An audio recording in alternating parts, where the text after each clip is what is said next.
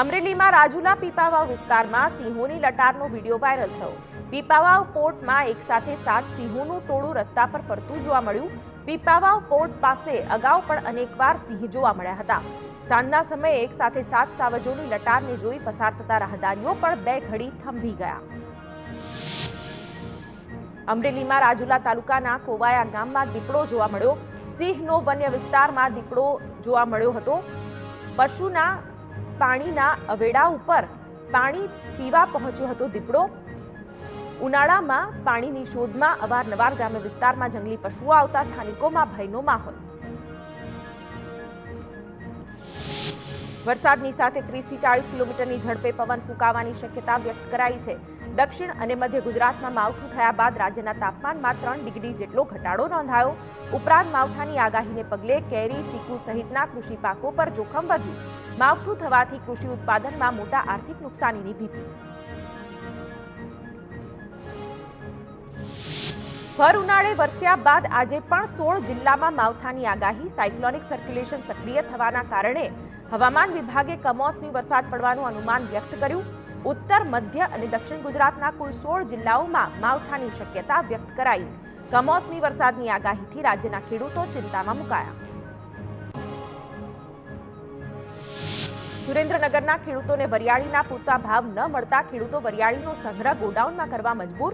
હાલની પરિસ્થિતિ મુજબ જિલ્લાના ખેડૂતોને વરિયાળીના પ્રતિ મણના ભાવ 900 થી 1100 સુધી મળી રહ્યા છે।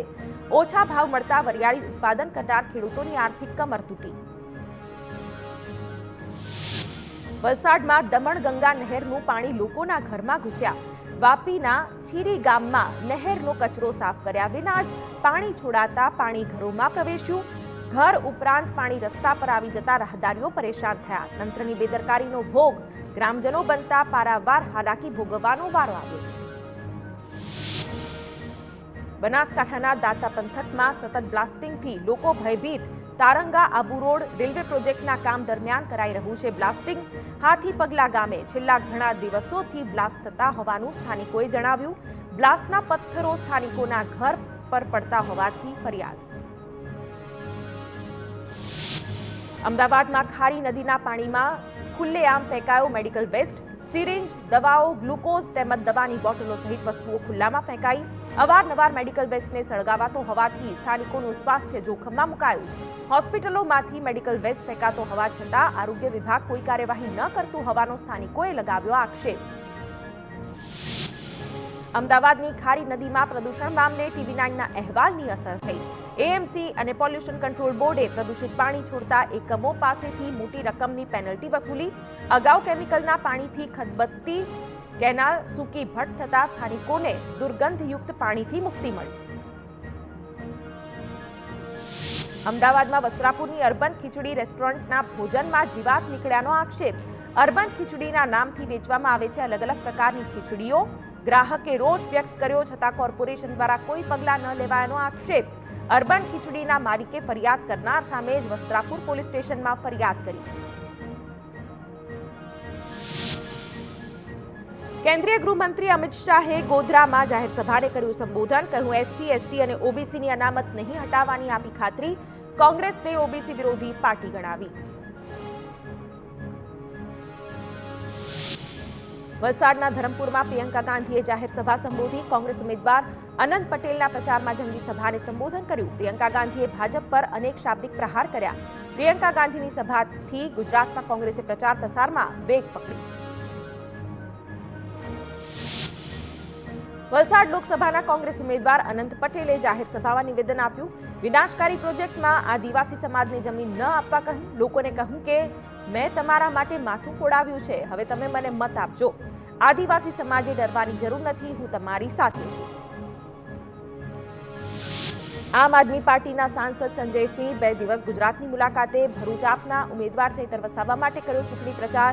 કહ્યું ભરતી પરીક્ષાના પેપર ફૂટતા યુવાઓમાં ભારોભાર રોષ। જનતા ભાજપને પાઠ ભણાવશે। 28 એપ્રિલે ભાવનગરમાં ઉમેશ મકવાણાના સમર્થનમાં પણ કરશે ચૂંટણી પ્રચાર। કચ્છમાં આહિર સમાજના અગ્રણી અને કોંગ્રેસના પ્રદેશ નેતા વીકે હુંબલનો લેટર વાયરલ। પૂર્વ રાજ્યમંત્રી નેતા વાસણ આહિરની અવગણનાના ભાજપને ભારે પડશે। ચૂંટણી પ્રચાર, કાર્યાલય ઉદ્ઘાટન સહિતના કાર્યક્રમોમાં વાસણ આહિરની અનદેખીના આક્ષેપ કર્યા. જૂનાગઢમાં રાજપૂત સમાજની મહિલાઓ દ્વારા વિરોધ. પરસોત્તમ રૂપાલાના નિવેદન મામલે કર્યો વિરોધ. ગિરનાર દરવાજા પાસે આવેલી રાજપૂત સમાજની વાડી પાસે વિરોધ પ્રદર્શન કર્યું. ભાજપ વિરોધી મતદાન કરવાની સમાજને કરી અપીલ. વડોદરા કરજણના ભરથાણ ગામે ભાજપના ઉમેદવારના પ્રચાર માટે ગયેલા ટેમ્પાને સ્થાનિકોએ બહાર કાઢી મૂક્યો. મનસુખ વસાવાના પ્રચાર માટે ટેમ્પો ગયો હતો. ટેમ્પાને બહાર કાઢવાનો વિડીયો સોશિયલ મીડિયામાં થયો વાયરલ. જામકંડોરણામાં સભા સંબોધતા અમિત શાહે કોંગ્રેસ પર કર્યો વાર. 10 વર્ષમાં સોનિયા મનમોહનની સરકારે ગુજરાત સાથે કર્યો અન્યાય. કોંગ્રેસમાં ગાંધી પરિવાર સિવાય કોઈ નેતા નથી. તેમણે સરદાર પટેલનું નામ નિશાન મિટાવી દીધું છે. ભાજપે સરદાર પટેલની ગગનચુંબી પ્રતિમા બનાવી હોવાનું પણ કહ્યું. પોરબંદર લોકસભાના ભાજપ ઉમેદવારના વિરોધમાં 3 યુવકોએ પત્રિકાઓ વહેંચી. કુતિયાણા વિસ્તારમાં પત્રિકા વહેંચનાર 3 યુવાનોની પોલીસે અટકાયત કરી. ભાવનગર કોળી સમાજના 3 આગેવાનોની અટકાયત કરી પોલીસે જાણવા જોગ ફરિયાદ નોંધી. પત્રિકાઓ વહેંચવા મામલે વધુ પૂછપરછ હાથ ધરાઈ. અમદાવાદના અમરાઈવાડીમાં 7 વિસ્તારના લોકોએ ચૂંટણી બહિષ્કારના બેનર લગાવ્યા. જનતાનગર, શાંતિનગર, ગાયત્રી અને નારાયણનગરની બહાર રહીશોએ બેનર લગાવ્યા. આશીમા મિલનું પ્રદૂષણ, દુર્ગંધ અને ધુમાડાની સમસ્યાથી સ્થાનિકો પરેશાન હોવાના કારણે ચૂંટણી બહિષ્કારનો નિર્ણય કર્યો. જામનગરમાં નવા ગામ ઘેડ વિસ્તારમાં ભાજપના કાર્યાલયના ઉદ્ઘાટનમાં અવરોધ. ક્ષત્રિય યુવાનોએ રૂપાલા વિરુદ્ધ ઉગ્ર સૂત્રોચ્ચાર કર્યા. પોલીસે વિરોધ કરનારાઓને અટકાવીને મામલો શાંત પાડ્યો. મહેસાણાના વિસનગરમાં ભાજપના ઉમેદવારની સભામાં ક્ષત્રિય યુવાનોએ વિરોધ કર્યો. ભાજપની જાહેર સભા સામે જય ભવાની, ભાજપ જવાનીના નારા લગાવી રોષ વ્યક્ત કર્યો. વિસનગર પોલીસે 10 યુવકોને ડિટેન કરી છોડી મૂક્યા. સભા બાદ ફટાકડા ફોડી વિરોધ કરાયો હોવાની પણ માહિતી સામે આવી. બનાસકાંઠાના ડીસામાં કોંગ્રેસ ઉમેદવાર ગેનીબેન ઠાકોરે રોડ શો યોજ્યો. એરોડ્રામ 4 રસ્તાથી લઈને શહેરના વિવિધ રાજમાર્ગો પર રોડ શો ફરતા મોટી સંખ્યામાં કોંગ્રેસ કાર્યકર્તાઓ અને લોકો જોડાયા. કોંગ્રેસને જંગી બહુમતથી જીતાડવા લોકોને ગેનીબેને અપીલ કરી. જામનગરના કાલાવડમાં લોકસભા ઉમેદવાર પૂનમ માડમે પ્રચાર કર્યો. રોડ શો કરી સભાને સંબોધન કર્યું. ત્યારબાદ શહેરમાં ભાજપના મધ્યસ્થ કાર્યાલયનું ઉદ્ઘાટન કર્યું. આરસી ફળદુ જિલ્લા ભાજપ પ્રમુખ સહિતના આગેવાનો હાજર રહ્યા. સભા બાદ મોડે સુધી કાર્યકર્તાઓ અને શહેરીજનો સાથે મુલાકાત કરી. બનાસકાંઠા કોંગ્રેસમાં વધુ એક ગાબડું. ગેનીબેનના ગઢ વાવ તાલુકા કોંગ્રેસ પ્રમુખે જ કોંગ્રેસમાંથી આપ્યું રાજીનામું. અમરતભાઈ ગામોટે એ રાજીનામું આપ્યું. રાજીનામું સોશિયલ મીડિયામાં થયું વાયરલ. ફોન પણ સ્વિચ ઓફ. સાબરકાંઠામાં પીએમ મોદીની જાહેર સભાને લઈને તૈયારીઓ આરંભાઈ. પ્રાંતિજ તાલુકાના આમોદરા અને આસરોડા ગામની સીમમાં 1 મેના રોજ સભા યોજાશે. 4 હેલીપેડ ઉપરાંત સભા સ્થળે ડોમ બનાવવાની કામગીરી હાથ ધરાઈ. 50 હેક્ટર કરતા પણ વધુ જગ્યા પર જાહેર સભા યોજાશે. સુરેન્દ્રનગરમાં પીએમ મોદીની સભાને લઈને ભાજપ સંગઠને તૈયારીઓ શરૂ કરી. લોકસભાના ઉમેદવાર ચંદુ શિહોરાના સમર્થનમાં જાહેર સભાને સંબોધશે. ક્ષત્રિય સમાજ દ્વારા ગામડાઓમાં ભાજપ વિરોધમાં કરેલા પ્રચારને ડેમેજ કંટ્રોલ કરવા પ્રયાસ હાથ ધરાશે. જિલ્લાની 7 વિધાનસભામાંથી લોકો સભામાં હાજર રહેશે. ઇફકોની ચૂંટણી પહેલા જયેશ રાદડિયાએ ફોર્મ ભરતા સહકારી રાજકારણમાં હલચલ વધી. ગુજરાતના ઉમેદવાર તરીકે ભાજપે બિપિન પટેલને આપ્યું છે મેન્ડેટ. જયેશ રાદડિયાએ ભાજપના મેન્ડેટથી ઉપરવટ જઈ ફોર્મ ભરતા વિવાદ. ઇફકોના બોર્ડ ઓફ ડિરેક્ટરની 9મી મેના રોજ યોજાવાની છે ચૂંટણી. અમરેલીમાં ભાજપના રાજુલા જાફરાબાદ વિધાનસભા મધ્યસ્થ ચૂંટણી કાર્યાલયનો પ્રારંભ કરાયો. ધારાસભ્ય હીરા સોલંકી સહિત ભાજપના નેતાઓ અને કાર્યકરો ઉદ્ઘાટન સમયે ઉપસ્થિત રહ્યા. ધારાસભ્ય હીરા સોલંકીએ ગુજરાતની તમામ બેઠકો ભાજપને ફાળે જશે તેવો વિશ્વાસ પણ વ્યક્ત કર્યો. સુરતમાં લોકસભા ચૂંટણીને લઈને પોલીસે કોમ્બિંગ કર્યું. શહેરના તમામ પોલીસ સ્ટેશન વિસ્તારમાં પોલીસ દ્વારા ફૂટ પેટ્રોલિંગ કરાયું. ઘાતક હથિયારોને તપાસ કરવાની સાથે અસામાજિક તત્વો સામે પણ પગલાં ભરાયા. પોલીસ કમિશનરના આદેશના પગલે કામગીરી હાથ ધરાઈ.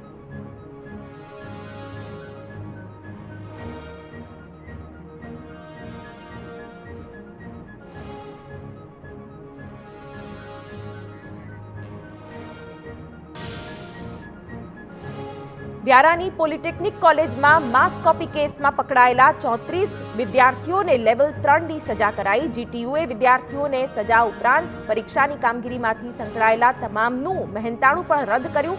જીટીયુએ ગેરરીતિ કરતા ઝડપાયેલ 153 વિદ્યાર્થીઓની સુનાવણી પૂરી થઈ. ગુજરાતના ગાંધીનગર નજીકથી ડ્રગ્સની ફેક્ટરી ઝડપાઈ. એટીએસ અને એનસીબીએ રેડ પાડી અંદાજે 25 કિલો સિન્થેટિક ડ્રગ્સ અને રો મટીરિયલ જપ્ત કર્યું. ડ્રગ્સનું કનેક્શન ગુજરાત અને રાજસ્થાન સુધીના સપ્લાયનું હોવાનું પણ સામે આવ્યું છે. એટીએસ દ્વારા ઝડપી પાડવામાં આવેલા જે ફેક્ટરી છે તેમાં ડ્રગ્સ બનાવવામાં આવતું હતું. મકાન ભાડે લઈને ડ્રગ્સ બનાવતા હોવાનો પર્દાફાશ થયો છે. 10 જેટલા ભેજાબાજોની ધરપકડ પણ કરવામાં આવી છે.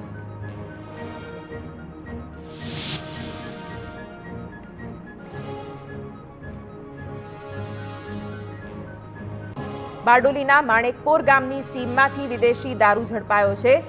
રાજસ્થાનથી જલાવ લાકડાની યાર્ડમાં ટેમ્પામાં ભરીને દારૂ લવાયો હતો. 7,27,000ની કિંમતના દારૂ સહિત પોલીસે કુલ 12,58,000નો મુદ્દામાલ જપ્ત કર્યો છે.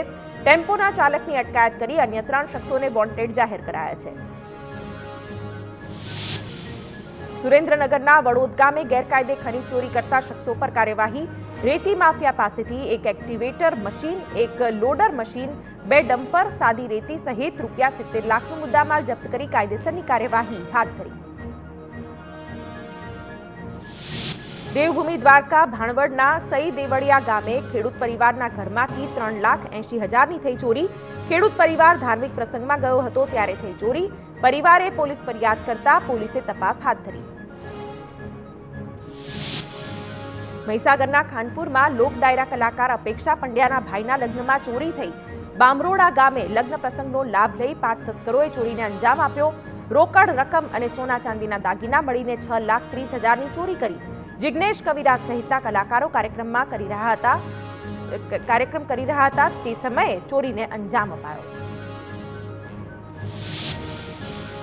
મહેસાણાના કૈયલ ગામે વેરાઈ માતાના મંદિરમાં લાગી આગ. મંદિરમાં શોર્ટ સર્કિટના કારણે ભીષણ આગ લાગતા દૂર દૂર સુધી દેખાયા ધુમાડાના ગોટા.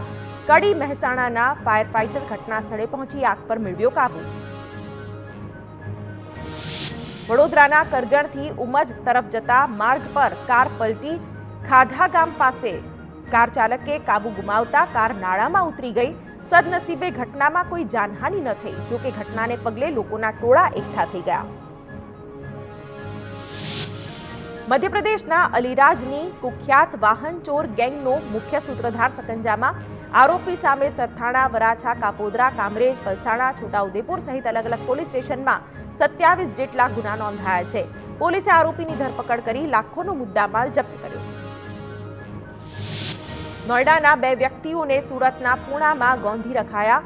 ઓનલાઈન ગેમિંગના નાણાં લેવા નોઈડાથી બંનેને સુરત બોલાવાયા હતા. આરોપીઓને પોલીસ તપાસની જાણ થતાં બંનેને છોડી મૂક્યા. પોલીસે ખંડડીના 3 લાખ રિકવર કર્યા.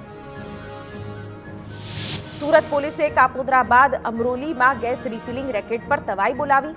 વાડીનાથ સોસાયટીમાં રેડ કરી 2 દુકાનોમાંથી ગેરકાયદેસર રિફિલિંગ કરનાર 2 આરોપી સામે કાર્યવાહી કરી. 48 નાના મોટા ગેસ સિલિન્ડર સહિતનો મુદ્દામાલ જપ્ત કર્યો. કાપોદ્રા પોલીસે ગેસ રિફિલિંગના રેકેટ પર તાજેતરમાં રેડ કરી પર્દાફાશ કર્યો.